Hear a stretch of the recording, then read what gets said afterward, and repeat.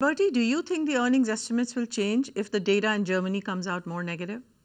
Yeah, it's a very good point that you raise on Germany. And as you're aware, and I'm sure most of your viewers are obviously aware, Germany is the Eurozone's largest economy, and it's also in many regards the strongest economy within Europe. And what's been quite interesting is seeing how German political rhetoric weighs up to economic reality, and also how German national interest relates to the wider Eurozone interest.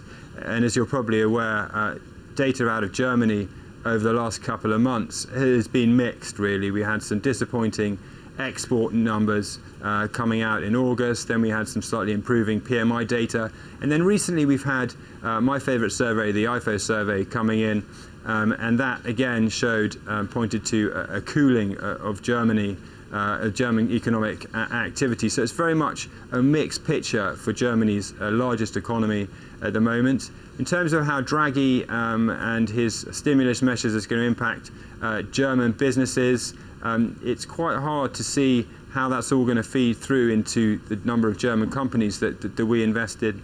Obviously, it has implications for the euro. And Germany has benefited from an artificially low euro versus what would have been a very strong Deutschmark. And German businesses has obviously done well by exporting their products from Germany overseas and benefited from the artificially weak currency. That's probably going to continue, we would expect, especially with further stimulus measures. So in one way, it's good for Germany. I guess the other point to make is that Germany, as a political animal, only has so much appetite for balance sheet expansion at the ECB level. I don't think there's much appetite domestically for widespread buying up of sovereign debt. There's even been some suggestion in Germany that they are against buying up of corporate bonds at the same time.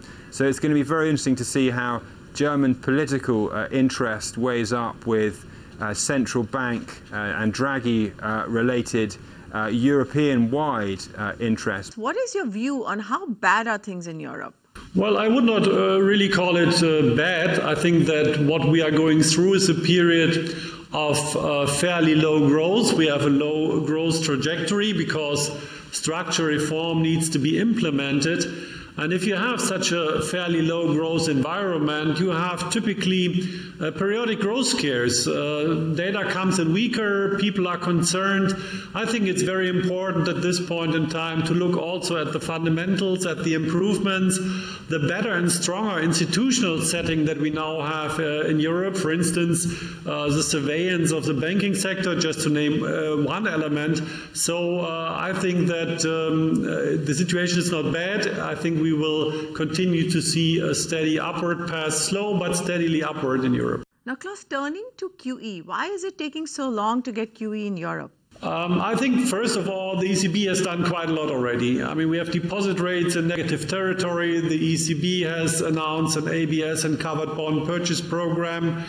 Outright QE, especially government purchases, are a bit more difficult because of the mandate of the ECB, which is strictly in the realm of price stability. To finance a government, of course, is not allowed. So the ECB needs to really have a solid case for it to engage in quantitative easing. Find us on Facebook at facebook.com/ETNow and don't forget to click the like button. You can also follow us on Twitter at ETNowLive. To stay updated with all our programming, hit the subscribe button on our YouTube channel by logging on to youtube.com/user/ETNow.